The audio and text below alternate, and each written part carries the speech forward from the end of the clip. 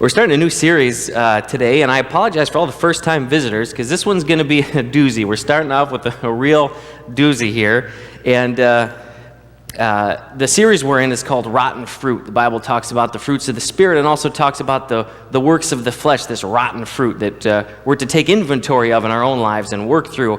And we're starting off with a particularly rotten fruit in our life, and that is lust. So I just want to put it out there. There will be people who are offended with today's message, and everyone will be uncomfortable. It's going to be one of those. I'm going to keep it PG-13, but it is going to be at least PG-13 today. I want to start off with kind of a conundrum. Jesus says some pretty shocking things. Almost everything he says is pretty shocking. We're desensitized to it. We don't see it as shocking because we have a tendency to explain things away and wash over it. But I want to point out a couple things that Jesus says that appear to me to be a little bit of a, contradiction. The first passage he gives that I want us to look at is in Luke chapter 6. And in verse 43 through 45, he says, he gives this analogy of fruit and trees. He says, "No good tree bears bad fruit, nor does a bad tree bear good fruit. Each tree is recognized by its own fruit. People do not pick figs from thorn bushes or grapes from briars. A good man brings good things out of the good stored up in his heart. And an evil man brings evil things out of the evil stored up in his heart. For the mouth speaks what the heart is full of." So here's this imagery that Jesus paints, this first image I want to look at. And it's this image of trees just naturally bearing fruit. Trees don't have to work to bear fruit. Trees just bear fruit. If you're an apple tree, you don't have to work at growing apples. You just grow apples if you're an apple tree. That's what the apple trees tell me anyway. But you don't work at it, you just produce it. So this imagery sounds like, okay, there's a good man will produce good fruit and a bad person will produce bad fruit. Just you do it naturally. Now here's another image that Jesus used. I want to bring these two together because at first glance they don't seem to fit together. And this is found in Matthew chapter 5, verse 29 and 30. Again, here's some shocking things Jesus is saying. He says, "If your right eye causes you to stumble, gouge it out, throw it away. It is better for you to lose one part of your body than for your whole body to be thrown into hell. And if your right hand causes you to stumble, cut it off, throw it away. It's better for you to lose one part of your body than for your whole body to go into hell."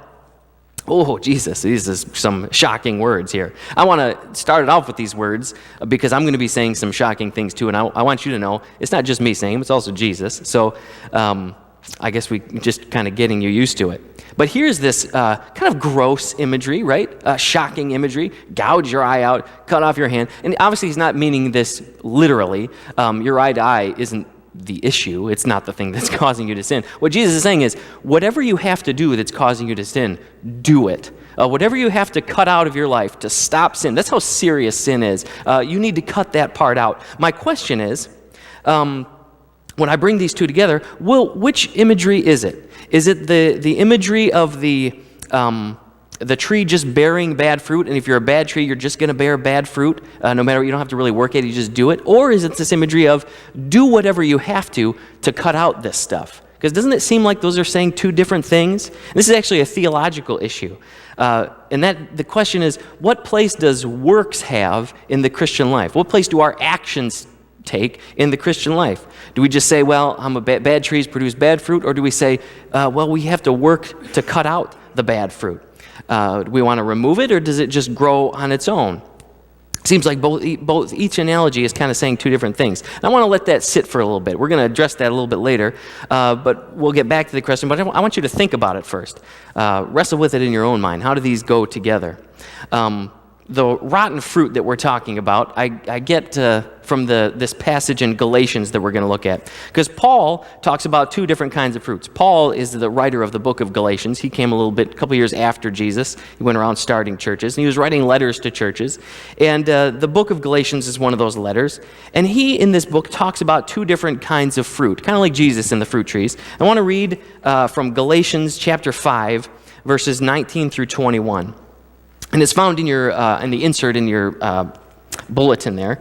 And I'm actually going to read a couple verses afterwards because I think he says some very interesting things afterwards too. I mean, it's all very interesting, but I think it goes together nicely. It says this: the acts of the flesh are obvious: sexual immorality, impurity, debauchery, idolatry and witchcraft, hatred, discord, jealousy, fits of rage, selfish ambition, dissensions, factions, and envy, drunkenness, orgies, and the like. These are the acts of the flesh. Paul says, I warn you, as I did before, that those who live like this will not inherit the kingdom of God. And then he continues, but the fruit of the Spirit is love, joy, peace, forbearance, kindness, goodness, faithfulness, gentleness, and self-control. Against such things there is no law. Those who belong to Christ Jesus have crucified the flesh with its passions and desires. And since we live by the Spirit, let us keep in step with the Spirit. Would you pray with me today? Lord, we're gathered here together, and we don't want to just hear nice words all the time. Lord, we want to hear challenging words. We want to hear words that touch us where we are at in our real life. And so, Lord, I ask that your Spirit be with us in this time. Lord, I ask that we would all in this room examine our lives closely. If there's something that is incongruous with your Spirit, Lord, if there's something that goes against your Spirit, would you point it out to us today? And Lord, in the loving way that you do, not in the shameful way of the enemy, but in the loving, convicting way of your Spirit, would you point us toward your truth today? And I ask for grace in this message, Lord. I ask for peace in this place, and I ask that we would be able to take an honest look about what you want us to hear today. And I ask that you would, I ask this in Jesus' name. Amen. So we have this list Paul has of what I'm calling rotten fruit. There's the fruit of the Spirit, which is the joy, love, joy, peace, patience, kindness. And then there's these acts of the flesh that I'm calling the rotten fruit. This kind of list of terrible things, Paul says, the acts of the flesh. And there's lists like this throughout the Bible where it's just kind of just a broad brush list of bad things. Rotten fruit. And it's interesting when you go through the Bible, there's not one comprehensive list of here's every sin you can think of. Here they all. There's not like, you can't go to your appendix and find, here's the list of sins you're not supposed to do. They're all just kind of a little bit different, each list. And I think what that means is it's more. Well, let me put it this way. When I grew up in a Catholic church, and I'm not trying to bash anything particular here, but it seemed in the Catholic church you would go to confession and the priest would have literally a list of sins. And depending on which one you did, you had to do a certain set of things. And there was this list. I don't know who came up with this list. You know, the people came up with this list there for hundreds of years. But this list, there's nothing like that in the Bible. In the Bible, it's just... for instance, in this passage, Paul saying, here's a list of things that our flesh tends to do, and here's a list of things that the Spirit tends to do. So it's not, here's a comprehensive list of every sin. It's the works of the flesh go against the works of the Spirit. And we need to take inventory of these things that go against the Spirit and work against them or remove them. The first of the list that we're going to look at, and this is kind of interesting too, in every list that you look at, almost every list in the Bible where they just go through a list of sins, there's a whole section on sexual sins. There's a whole section on lust. That appears to be a very important one. Jesus himself puts a huge weight on sexual immorality and money too. Those are two big things that Jesus seems to think are pretty important. It's a reoccurring theme actually throughout the Bible. The way you think and act about sex and money determine a great deal of the status of your soul. And so they're constantly talking about these things. Now, we in our culture don't tend to think of sexual immorality, of lust, as anything too awfully important. In fact, we're living in a culture which is working very hard to celebrate that stuff. All these things Paul says that are works of the flesh that are going against the Spirit, our culture is working to say, no, we want to celebrate those. We want more of that stuff. And so it's a very big difference from what the Bible says and what our culture is saying. Our culture is currently telling us there is not even such a thing as sin at all, let alone sexual sin. And this seeps in even in the church. young Christians, the younger the Christian is, the less the Christian even cares about sex and all the polls and all the research that they do about that. They just don't seem to think it's that important. Where do we get this idea? Well, we get it from the culture. The culture is telling us it's not important, and so it bleeds into the church. The younger the Christian, the attitude tends to be, well, the important thing is that you're nice. The important thing is that you just, that you love everyone. I was listening to a seminar talking about millennials in the church and all that stuff, and they say it's not surprising for a Christian who is a millennial, a younger generation Christian, to serve at a soup kitchen on Friday and then go and sleep with their boyfriend or their girlfriend on Saturday. Those two things don't seem to, they don't have a problem holding both of those things. They don't see any problem with that. Where do we get this idea from? Well, we get it from our culture. Our culture is really pushing this. It's worked very hard at pushing the idea of whatever you do in private, whatever your private life is, your private thoughts are, your private actions, whatever happens in the bedroom, that's totally fine. It's totally good. It's nobody's business but yours, and no one can say it's wrong. And so we kind of buy into this idea, and the dangerous thing is we tend to think, well, since nobody should care, and since we don't care, God probably doesn't care either. God cares more that you help out in the soup kitchens. He doesn't care what you do behind the bedroom doors or in your, late at night when you get on your computer. We think, well, since nobody really cares, God doesn't care either. Maybe we think, well, that would be rude of God to care about that. God, this is none of your business. I'll go serve and I'll show everyone how nice I am. I'll post a nice thing on Facebook and everybody will see how big my heart is. But when I'm alone by myself, don't tell me what I should think or what I should do. We think, oh, that stuff doesn't matter. The problem is we don't get to decide what God thinks matters. That's not how a relationship works. Remember when I was first in a relationship with my wife, I grew up in just a house that didn't put a big weight on celebrations, didn't put a big weight on birthdays or, holidays, except Halloween. We like doing Halloween. But so I'm married and married to my wife, and we have a baby, and we have a baby right before Mother's Day. And so my wife she's a first-time mother, and it's Mother's Day, and we go throughout the day, we go to church, and Crystal comes from a house that put huge stock in holidays. They would celebrate half birthdays, these things called half birthdays even. And so Crystal is coming from a background where this is something that's very important to me and very important in a relationship, is that we celebrate these kind of days. And I'm coming from a family going, what day is it again? Is it something special today? So I think I realized at the very end of the day that it was Mother's Day that day. And they must have said it at church. I just didn't pick up on it. I thought, oh yeah, Mother's Day, I should call my mom.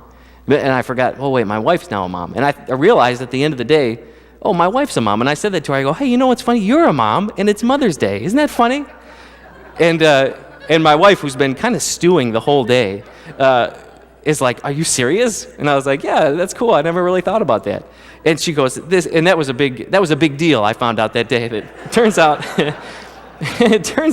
I don't get to decide what's important in a relationship. It turns out I don't get to say, well, you should feel this certain way about this. I don't really care about that, so you probably shouldn't care about that either. No, that's not how a relationship works. If we go to God the same way, hey, listen, God, I don't think you should care about this stuff. I don't think you should care about what I do in my thought life. I don't care what you think. I don't think you should care about what I do on my computer, what I do with my boyfriend, my girlfriend.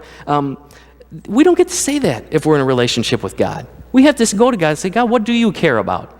And if God says, well, I care about this thing, then we have to say, whether we care about it or not, I better take it seriously then, if we're in a relationship with him. We just think that the external matters. Like I said, and I think social media helps with this. We just think that if there's a crisis or something in the world, we think that if we just change our Facebook picture, we've done something good. We just think, if we just post something nice on Facebook, then we've done our duty. It's all about the external. It's all about the show. It's all about what everybody sees. And then again, in the internal, we say you do whatever you want in your inside, in your mind, in your bedroom, on your computer. You don't really have to do anything as long as you show everybody that your heart's in the right place. I was on Facebook the other day. This is a while ago, and I was bullied in high school, and I mentioned that before, middle school especially. And later on, after high school and middle school, I became friends with the group that really bullied me pretty terribly. It's kind of a funny story. But I'm friends with a lot of these guys on Facebook, and the one guy, one of the worst of them all, posts this anti-bullying video, telling how bullying is so terrible. And he kind of shamed everyone. Shame on you bullies. And I thought, do you know who you are? You realize you made my life miserable.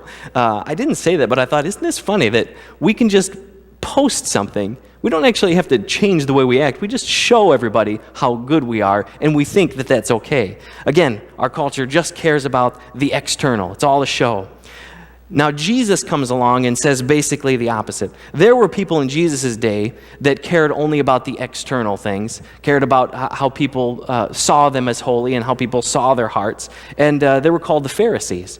And Jesus had very strong words to say to these Pharisees. He said, you guys clean up the outside a lot. You guys make a big show about how wonderful you are, but you don't clean out the inside. He said, you're like whitewashed tombs. You're like tombs that are painted white, but on the inside, you've got dead men's bones inside of you.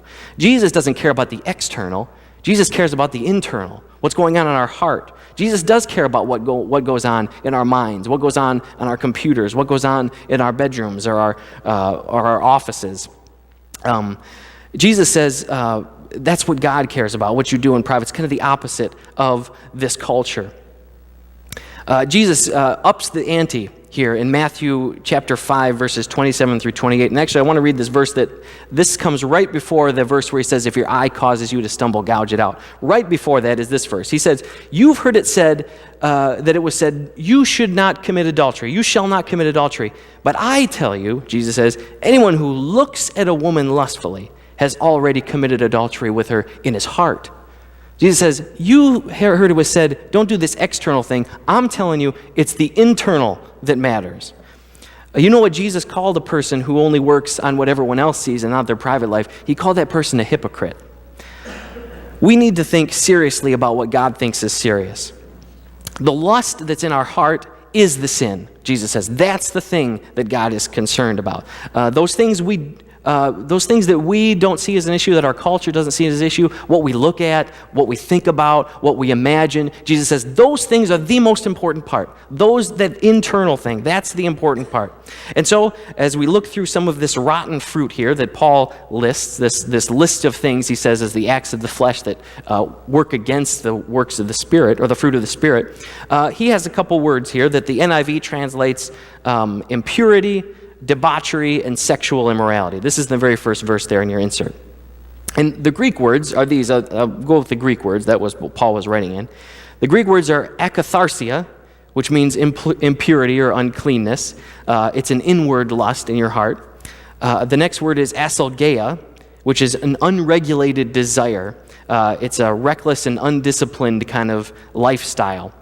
And the one word for sexual immorality is porneia. It's the word Paul wrote in the Greek, porneia. Stay away from the acts of the flesh, porneia. It means sexual immorality. It's a broad word for any kind of illicit sexual act. Now, porneia, if you're picking up on this, or you can kind of put pieces together, is where we get the word pornography. Same word, same idea. And pornography, I think, is probably in this culture one of the biggest examples of sexual immorality, at least the most blatantly obvious to me. Now here, if you're not uncomfortable, like I said, you're going to be. We have a huge discrepancy in this culture with pornography, specifically. Porneia in general, which is sexual immorality, but specifically pornography. Our culture, again, is working very hard to say it's normal, it's fine, it's even healthy, it's good for you, everybody does it kind of thing, so don't worry about it. We don't talk about it, really, but everybody just kind of has this understanding. We do it, everybody does it, don't worry about it. Now, nobody here is excited about talking about this, I don't think. I'm not excited about talking this. But, woe is me if I don't preach the gospel. Woe is me if I don't preach the truth here. And the gospel should touch on every area of our life, especially those areas that we don't talk about and that our culture kind of is trying to whitewash and, sweep under the rug.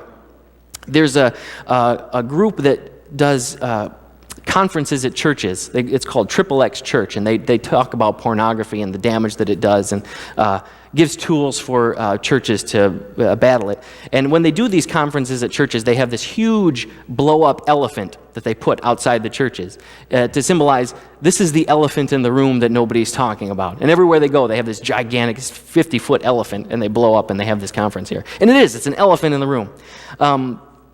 Pornography, I want to talk about it a little bit. I want to give you some statistics. I don't know if you realize how big pornography is in this culture. You may, but I want to give you some statistics on this. These are either from Gallup or, I'll give you the sources if you need them, but these aren't me making things up. When you know I researched this. 43% of all internet users view porn. 43%. 25% of all internet searches are for porn. So 1/4 of every single search that anybody does on Google is for porn. There's 68 million searches a day for pornography. 80%, that's a big number, right? 80% of young men aged 15 to 30 say they watch porn regularly. 80%, 15 to 30, watch porn regularly. 68% of them view it at least once a week. 22% say they view it every single day. This is young men. But the problem isn't just young men, it's older men, and it's also women. Here's something for you parents it just broke my heart to hear, and it breaks my heart to say. 90% of boys 8 to 16 have at least once viewed porn online, 90%. 70% of girls have between 8 and 16. The average age for kids first time watching pornography is 11 years old. That's the average age. It's not the earliest age. 11 is the midway point. That means there's kids even earlier. 60% of all teenagers have been asked to send out some sort of explicit photo or something like that, or to sext. 60% of all teenagers have been asked this. 30% of all teens have sent them out. Now, like I said, this is a problem not with men, not just with women, not just with the young, not just with the old. It's not just a problem out there, it's a problem also in the church. That's why they bring in these big elephants in when they do these conferences. Here's some Christian statistics specifically. 65% of all non-Christian men view pornography, let me say that again. 65% of all non-Christian men, I said that right, view pornography once a month. 64% of Christian men view it once a month. So we're better by a percent. So 65% non-Christian, 64% of Christian men view it once a month. And this is, I guess, people who even would admit to it. 30% of non-Christian women view porn at least once a month. 15% of Christian women say they view it once a month. Christian women do a lot better than the men. But still, 15%, is what it is. Now here's something. 30% of pastors admit to viewing porn once a month. This is not just a problem outside, not just a problem somewhere else, it's a problem right here, and this is why so we're all uncomfortable now. Good.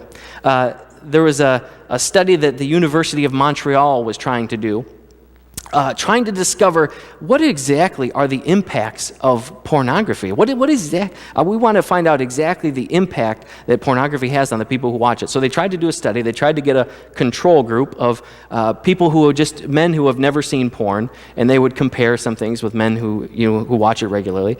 And they had to cancel the study because they said they couldn't find one man on their campus who hadn't seen porn. So they said, we don't even know.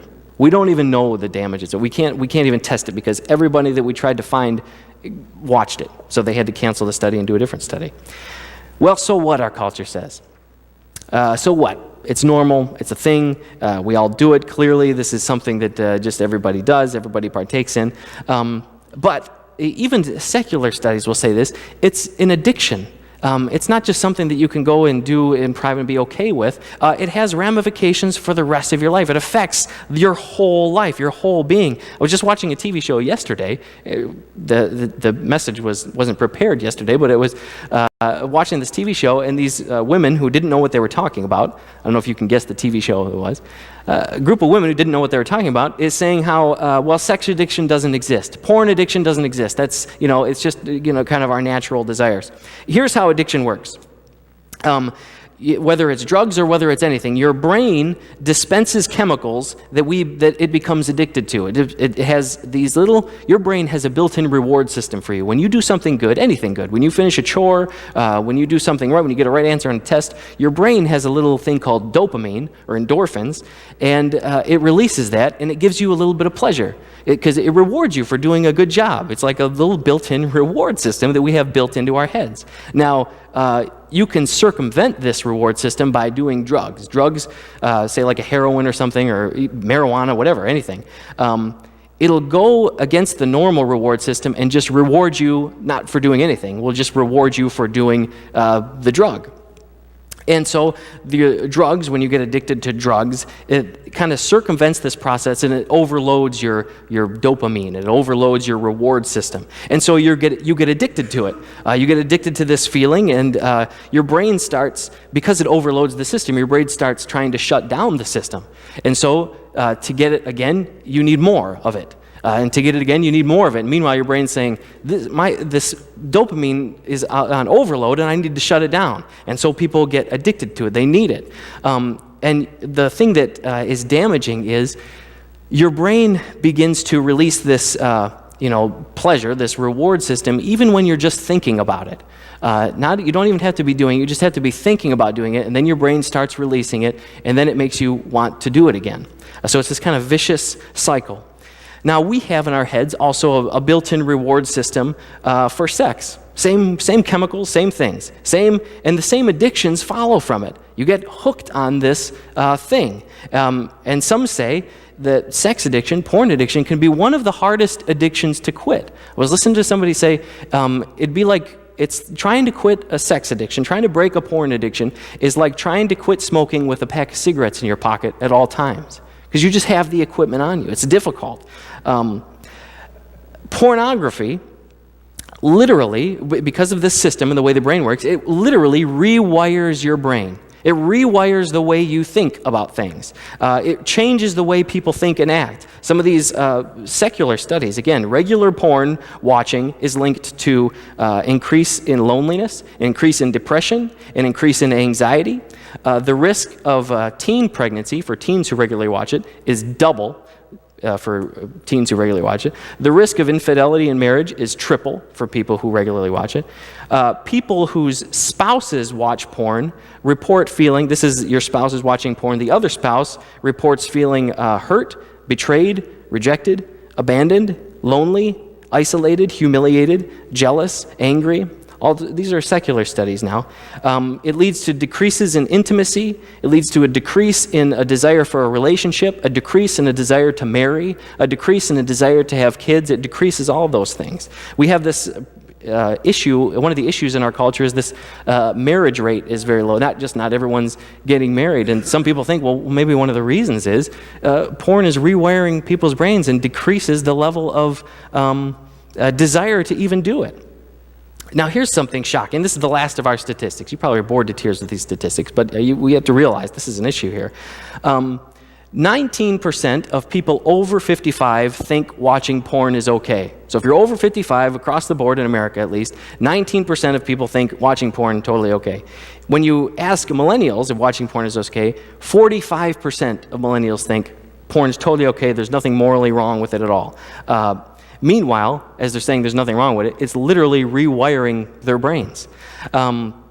There's a secular study done by Dr. Mary Ann Layden, the director of sexual trauma and cognitive therapy. She says, this is again not from the church, she says, based on all the studies that have been done, there are no physical, emotional, or psychological benefits to pornography. She said if pornography could bring healing, we would be healed by now. There is nothing good about it. Not one study that has ever been done showed that there's anything good that happens. It literally rewrites and rewires our brains. It literally ruins relationship. It literally ruins lives. Paul says these things are the acts of the flesh, and they're against the acts of the Spirit. They don't go together. Now the body, when he says flesh, the body itself isn't bad. Paul's not saying everything about your body is bad. When the Bible uses the word flesh, it means when your life is controlled by the desires of your body, that means the flesh is in control, and that's bad. because sex itself isn't bad. God created sex. He created us, so we have to do it if we're going to survive. But when sex is selfish, when sex is for the gratification of the flesh, then it's destructive. Then it's destructive to you, it's destructive to the other person, it's destructive to everyone involved. And it destroys in a very real way. Sex promises things. It says, give to me, and I'll satisfy you. Give in to this desire, and I will satisfy you. And we have this idea in our culture, you have to do it just to be happy. You have to. You can't. You watch any TV show, and someone will say on this, character on the TV show will say, I haven't had sex in 2 weeks, and everyone's like, oh my gosh, how are you surviving? And I'm like, have you never heard of marriage? I mean, am I the only one here who is not? Our culture is pushing this idea that you just have to have it. If you don't, things are just going to fall apart. I'm thinking, okay. When you say that about something, when you say, I have to have this thing in order to be happy, I have to have this thing in order to be satisfied, when you say that about anything else besides God, that's called idolatry. When you say, I have to have this one thing, or everything's going to fall apart, that's idolatry. That's putting something above God. And it's not true. We don't absolutely need it, or we'll fall apart. It's a complete lie. That's not true of anything but God. God is the only one that we need to satisfy our desires. Now, Jesus uses this imagery in Matthew chapter 5 about cutting your eye off. He says, better to gouge your eye out and cast it away than be thrown into hell. And the word he uses for hell is a very specific word. He uses this word called Gehenna. And Gehenna was a valley outside of Jerusalem where they would burn garbage. It was in the Old Testament. There was they used to sacrifice children in this valley. It's a terrible valley. By the time of Jesus was around, it was just a garbage pit. And back then, you would throw your garbage in this big pit and burn it. Jesus says it's better to gouge out your eye than be thrown in there. And he's using this imagery of hell as this picture of unquenchable thirst. This picture of unfulfilled longing. And that's exactly what lust is. It doesn't satisfy. It promises to satisfy, but it doesn't. When you give into it, you just want it more. You give it into it more, and it makes you want it more. It doesn't actually satisfy. It doesn't have the power to satisfy. Is what I'm calling rotten fruit. We look, pornography, lust, it looks tempting, but it's rotten on the inside. It doesn't actually satisfy. So I want to go back to the question I asked at the beginning. What do we do about this rotten fruit? Is it just, evil people produce evil fruit and good people produce good fruit? Or do we work to remove this rotten fruit in our lives? What place does works have? Are we saved by faith, or do we have to work at this thing in order to be saved? Which one is it? How do these work out? Paul contrasts these two things that I've been talking about, the works of the flesh and the fruit of the Spirit. And I think our answer is in verse 24 and 25. He says, those who belong to Christ Jesus have crucified the flesh with its passions and desires. Since we live by the Spirit, let us keep in step with the Spirit. I think Paul's saying, he's contrasting these two things. He's saying, you can't make yourself grow a certain fruit. If you're an apple tree, you're going to grow apples. You can't say, I'm going to try hard and grow a peach or something like that. You can't do that. But Paul says, these acts of the flesh, we can control. We can fight against these. And I think it's saying, when you fight against these acts, sexual immorality, debauchery, these things, when you fight against the rotten fruit, that allows the good fruit to grow. We can't force the good fruit to grow. But I think what it's saying is when you fight against this, when you crucify the flesh, Paul says, when you fight against it. And in another place, Paul says, I beat my body daily because I'm running this race. But when we fight against the bad fruit, it allows the good fruit to grow. When we cut out the rotten fruit, then the good fruit can grow. And that's totally true in my life because sin doesn't come in isolation. It's not you can't just go and look at pornography and expect nothing else to be changed in your life. When you fall into sin, other things start happening. Your mood starts changing. You're more susceptible to other kinds of sin. When you cultivate the rotten fruit, it turns out that the fruit of the Spirit can't grow. So we can't force the fruit of the Spirit to grow, but we can fight against the rotten fruit and allow God's good fruit to grow. I want to leave you with a couple tools here. We'll close out. A couple things that you can do to help fight against this rotten fruit. Because I want to tell you, I'm not preaching today from a place of superiority at all. I know what the battle of pornography feels like. I know what that feels like. I can picture the very first time ever watching. I think I might have been around 11. I was at a friend's house and they had Showtime or whatever it was. And it just, I can remember the shocking moment when it entered my brain. And I know what it's like to battle with it. My spouse knows what it's like to have someone battle with it. I know the tears. I know the feeling of helplessness. I know I know the struggle with it.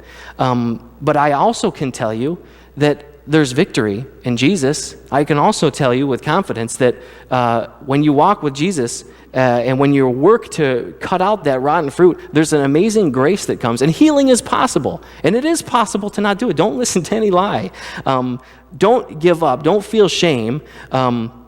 Jesus says, at least if his imagery of cutting out your eye and cutting out your hands mean anything, it says, don't give up. Don't give up. Keep on going. And with me, we can fight this thing. We can beat this thing.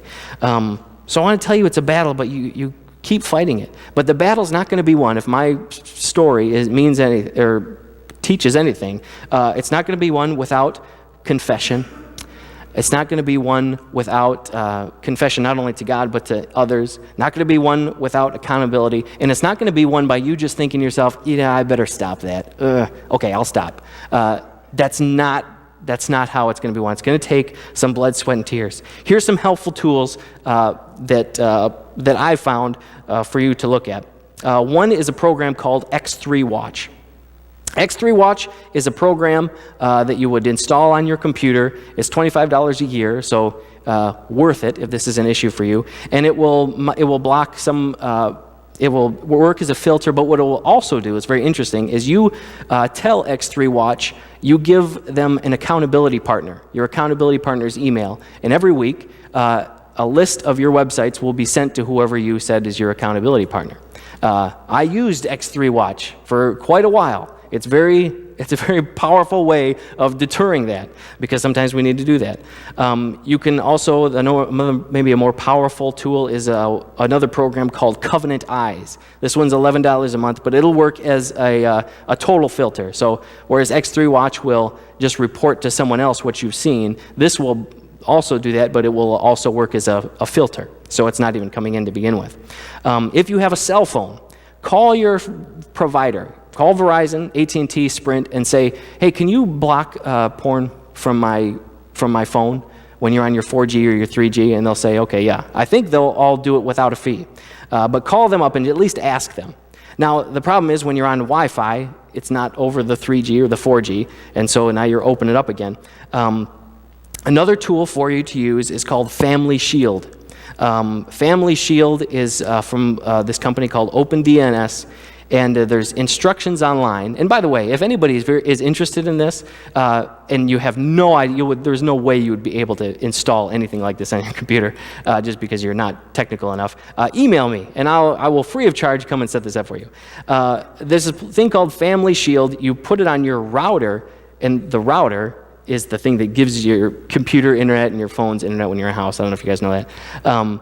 But it's a place that blocks porn. It's your router, so it doesn't even come into your house. So I've got it at my house, and it's a great comfort to me, because if my kids are on Wi-Fi, if they have friends and they come over and they're on Wi-Fi, I know, my router won't let it into my house. And it's peace for me. It's peace for my family. I know anyone who comes over is not allowed. I can't see pornography unless there's some kind of hacker or something and they're able to circumvent it.